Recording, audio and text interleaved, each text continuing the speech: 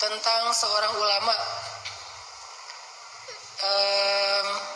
Ada seorang ulama selalu berdoa kayak gini, Allahumma rzuqni kama tarzukul bughas. Ya Allah, beri saya rezeki sebagaimana engkau memberi rezeki bughas. Bughas itu burung gagak yang masih bayi, itu namanya bughas. Kalau sudah menjadi gagak yang udah dewasa, itu namanya ghurab, itu gagak yang udah dewasa. Kalau gagak yang masih kecil, itu namanya bughas. Apa warna burung gagak? Hitam ya. Nah, ya Allah, beri saya rezeki seperti engkau memberi rezeki seekor bughas, yaitu bayinya gagak. Dan Nabi SAW pernah menyampaikan hadis tentang burung ini. Kata Nabi, seandainya kalian berserah diri kepada Allah dengan sebenar-benarnya, maka Allah Subhanahu wa Ta'ala akan memberi kalian rezeki seperti Allah memberi rezeki kepada burung. Kalau kalian bertawakal, berserah diri kepada Allah haqqa tawakkulih, dengan sebenar-benarnya, maka la razaqakum kama razaqat tayr, maka Allah akan memberikan kepada kalian rezeki seperti Allah memberikan rezeki kepada burung. Apa maksud seperti memberi rezeki kepada burung? Kayak gimana sih Allah memberikan rezeki kepada burung? Ternyata saya baru ngerti maksud memberi rezeki kepada burung itu dari kalimat ulama ini. Ya Allah, beri saya rezeki seperti engkau memberi rezeki kepada seekor burung bughas atau anaknya burung gagak yang masih bayi. Kayak gimana caranya? Teman-teman, ternyata burung gagak itu ketika dia menetaskan telur, bayi yang keluar itu warnanya bukan hitam, tapi putih. Karena bulunya belum sempurna, sehingga dia berwarna putih. Karena bayinya berwarna putih, ibunya tidak menerima bayi itu. Karena ibunya tidak mengenal, kok beda nih? Saya gelap, kok kamu terang gini, anak siapa? Kan bahaya ya. Ternyata anak tetangga. Akhirnya ibunya nggak nerima karena nggak mengenali anaknya yang berwarna putih, sedangkan induknya berwarna hitam. Akhirnya karena ibunya tidak menerima kenyataan, ibunya pun pergi ke pohon yang lain dan memantau anaknya dari kejauhan dan tidak diberi makan karena tidak dianggap anaknya, nggak kenal gitu. Lo siapa? Gitu. Anaknya emak, gitu kata dia. Emak, mama, gitu. Lo manggil aja udah emak, berarti kayak bukan anak gua nih, gitu ya. Ya mama, gitu. Bukan umi. Jadi ikhtilaf pemanggilan. Ini si anaknya burung ternyata beda warna, sehingga ibunya pergi ke pohon yang lain dan memantau anaknya dari kejauhan karena dia tidak mengenali anak itu. Jadi kayak orang yang heran gitu ngelihatnya. Heran aja ngelihat bayi burung yang warnanya putih, ini gagak enggak ya, gagak enggak ya, dan ternyata setiap gagak kayak gitu tuh. Jadi ini ada kayak tidak menerima berjamaah. Jadi semua ibu gagak itu, ibu bughas tidak menerima anaknya ketika baru lahir. Itu sudah menjadi qadarullah, kayak gitu sunatullah. Kalau kita kan sunatullahnya pas lahir disyukuri ya. Jadi ada sunnah kalau ada kelahiran kita mengucapkan tahniah, mengucapkan kalimat selamat. Selamat ya barakallahu fi maulud mungkin, atau selamatnya supaya anaknya jadi seperti ayahnya. Gitu ya, kata ibunya, jangan seperti ayahnya. Justru saya berdoa jangan seperti ayahnya sama sekali. Ya Allah, aku berlindung kepadamu dari ayahnya misalnya. Didoain lah ya, minimal didoakan. Kalau di kita mah, kalau manusia ketika anak lahir, orang tuanya menerima, itu sunnatullah. Sehingga kalau ada yang tidak menerima bayinya, berarti tidak sesuai dengan sunnatullah. Kalau burung gagak, sunnatullahnya itu nggak nerima. Begitu bayinya lahir, kok gini ya, pergi aja, pasti bukan anak saya nih, tak anak siapa dititipin ke saya, nyari gitu. Terus lihat dari kejauhan, beberapa lama, beberapa minggu, bahkan beberapa bulan tidak diberi makan. Terus gimana makannya? Sedangkan bayi ini, bughas ini tidak mampu terbang, bahkan duduk aja atau berdiri aja nggak mampu, masih uwe gitu. Pampers saja bisa digantiin kan? Coba gimana tuh? Gimana dia merawat diri sendiri sementara dia masih bayi? Gimana cara dia makan? Ternyata ini miracle, ini amazing banget. Allah Subhanahu wa taala memberi dia rezeki makan dengan cara mengeluarkan lendir dari tubuh bayi ini, yang bau lendir itu akan membuat serangga-serangga tertarik dan datang ke sarangnya. Kayak gitu cara Allah memberi rezeki. Dikasih lendir yang punya bau aroma tertentu yang membuat serangga senang, sehingga serangga-serangga datang ke sarang itu, dan serangga inilah makanan bayi buros. Makan terus. Setelah udah tumbuh, semakin dia tumbuh, maka aroma dari tubuhnya berkurang. Semakin tumbuh, warnanya semakin gelap, semakin hitam. Ketika warna tubuhnya sudah semakin hitam dan sudah jelas, akhirnya ibunya yang mengamati dari kejauhan datang ke sarang itu dan mengatakan, oh benar, lo anak gua. Dia untung gak bilang, kemana aja selama ini? Sekarang gak keluar. Wah, saya kutuk kamu jadi kayu, gitu kan ya? Atau saya kutuk kamu putih lagi. Ini sih mau juga dikutuk biar putih. Gak nyambung. Ya, oh ternyata ini anak saya nih. Nah, ibunya datang. Sejak buros ini sudah berwarna hitam, sudah keluar bulu-bulunya, dan sudah dikenali oleh ibunya, maka aroma tubuh di tubuhnya itu sudah menghilang, dan sejak saat itu serangga tidak datang lagi ke sarang itu karena dia sudah diberi makan oleh ibunya. Begitu Allah Subhanahu wa taala memberi rezeki kepada hambanya. Coba teman-teman buka Al-Quran untuk membuktikan bahwa Allah Subhanahu wa taala tidak mungkin membiarkan hambanya itu hidup tanpa dirawat oleh Allah. Surat Hud, surat 11, surat Hud ayat 6. Surat Hud, surat 11 ayat 6. A'udzu billahi minasy syaithanir rajim.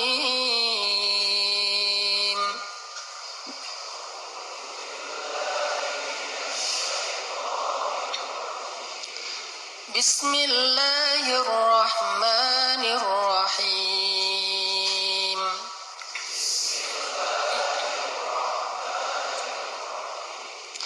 Wa ma min dabbatin fil ardi illa 'ala Allahi rizquha.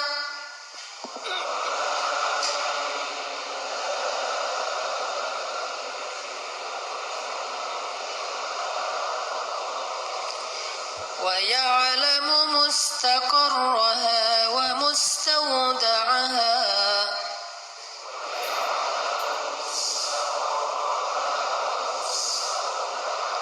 Kullun fi kitabim mubin.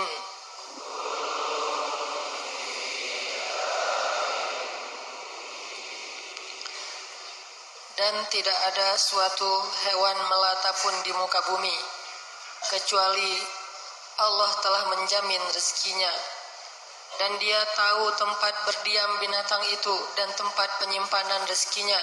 Sesungguhnya semua tertulis di dalam kitab Lauhul Mahfuz. Apa maksud dari ayat ini? Tidak ada satupun makhluk yang ada di muka bumi, tidak ada satupun, sampai yang dabbatin, yang berjalan dengan perutnya, yang jalannya tuh pelan kayak siput, jalannya pelan banget, atau yang bahkan lemah sekali, tempat dia tinggalnya aja kena angin langsung rusak seperti laba-laba.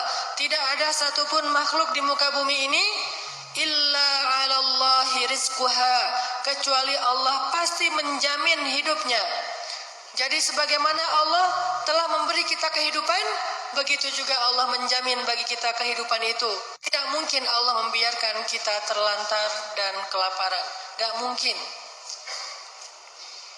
Semuanya sudah ada di dalam aturan Allah Subhanahu wa taala. Ini namanya faith. Sehingga kalau kita percaya, kalau kita yakin bahwa Allah lah Maha Pemberi rezeki, hidup kita itu ada di dalam genggaman Allah, harta kita itu ada di dalam tangan Allah, cuman belum dikasih semuanya kepada kita. Terus kenapa kita menjadi khawatir? Kenapa kok kita jadi galau? Kenapa kita galau soal rezeki? Kenapa kita galau untuk bisa memberi makan istri kita? Nanti saya kasih makan apa? Kenapa kita galau bahwa anak kita nggak bisa dikasih makan oleh menantu kita? Nanti dia ngasih makan apa buat anak saya? Kenapa kita galau tidak bisa memberi makan anak-anak kita? Kalau punya anak sekarang terus kita masih makan apa? Orang kita hidup juga susah. Ini karena kita kurang belief, kurang faith, kurang percaya kepada Allah Subhanahu wa taala. Padahal Allah mengatakan, jangankan manusia, dabbah, hewan yang lemah yang berjalan di atas perutnya saja, mereka 'alallahi rizquha, Allah menjamin rezekinya. Sehingga agak heran kalau ada mertua yang menolak lamaran seorang laki-laki yang baik hanya gara-gara pekerjaannya tidak berkenan di hati mertua ini. Ini mengherankan. Apa pekerjaannya? Pengusaha, Pak. Pengusaha yang gimana maksudnya ya? Jualan maksudnya. Oh, jualan di mana? Di pasar. Jualan apa? Jualan bawang misalnya ya. Wah, pengusaha bawang ya. Ada yang pengusaha minyak, jual minyak pom bensin yang sekarang itu yang ada di gang-gang gitu kan. Ini namanya pengusaha minyak, saudagar minyak kayak di Timur Tengah. Kerjanya apa? Saudagar minyak, Pak. PD gitu ya. Wah, saudagar minyak. Di Dubai maksudnya? Enggak, di Cianjuang. Oh, kirain di Dubai. Nah, gara-gara itu akhirnya berubah pikiran. Duh, gimana ya anak saya nanti makannya? Apalagi sekarang biaya segalanya udah naik mahal, biaya rumah aja, ngontrak aja mahal, listrik juga dan segala macam. Kalau ini masih menjadi penghalang menikah, baik kita yang mau menikahi atau perempuan yang dinikahi atau orang tua yang anaknya akan dinikahkan, berarti kita kurang percaya dengan surat Hud ayat 6. Alallahi rizquha, Allah yang menjamin rezekinya. Sehingga kalau ada calon mertua yang nanya kayak gitu, seperti yang saya pernah bilang, kamu kerjanya apa? Berdoa, Pak. Hah? Maksudnya? Kan rezeki kita di tangan Allah, Pak. Jadi kalau saya mau makan, saya minta kepada Allah. Kalau istri saya lapar, saya minta kepada Allah. Wah, ini sebaik-baik pekerjaan adalah berdoa. Tuh. Pekerjaan berdoa. Soal ternyata dia kerjanya misalnya di perusahaan apa, ternyata dia pegawai negeri, ternyata dia pengusaha properti, itu mah nggak usah disebut walaupun punya, tapi bilang dulu kerjanya apa, berdoa kepada Allah Subhanahu Wa Taala, Allah yang menjamin rezeki saya. Walaupun kita pengusaha properti, kalau Allah menahan rezeki kita, nggak ada yang bisa memberikan kepada kita sebutir beras pun. Ini namanya faith, beriman kepada Allah. Oh ya, insya Allah nanti kita lanjutkan lagi pembahasan tentang faith dan nekat ini setelah sholat isya. Bismillahirrahmanirrahim. Teman-teman yang dirahmati Allah Subhanahu Wa Taala,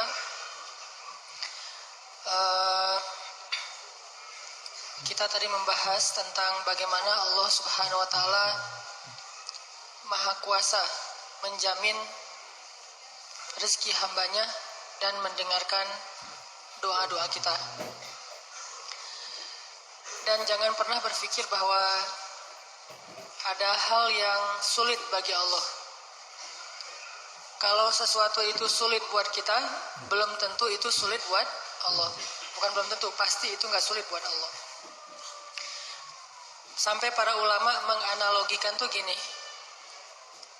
Bagi Allah, memberi rezeki sebanyak apapun kepada semua hambanya itu lebih ringan daripada seorang yang punya harta yang berlimpah ngasih uang hanya sekitar 1.000 rupiah.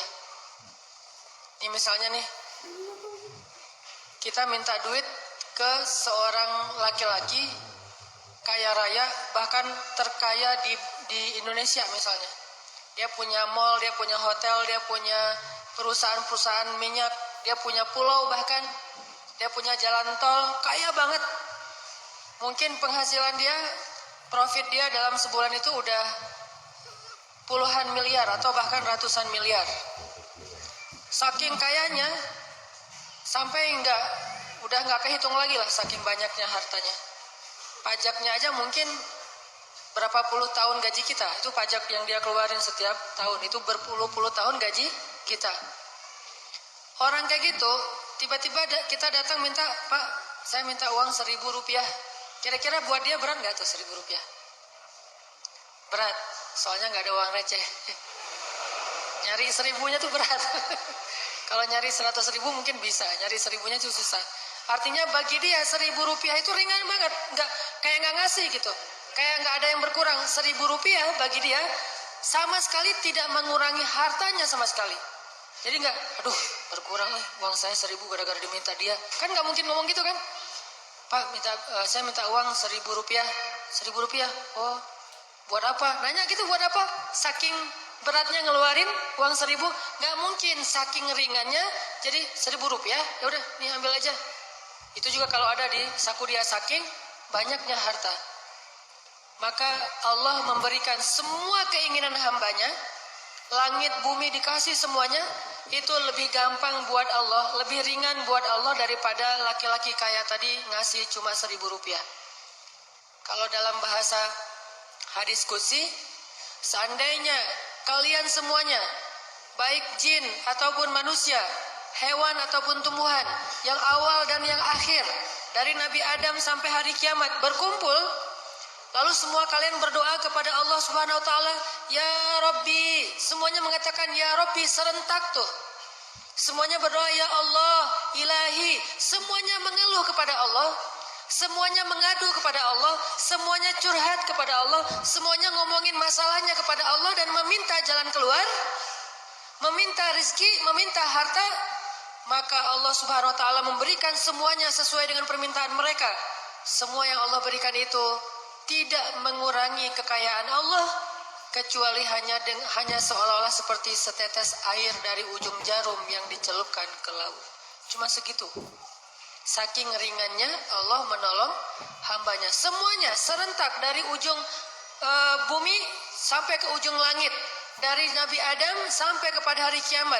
Manusia dan jin minta apapun kepada Allah, Allah kasih. Semua yang diminta dikasih.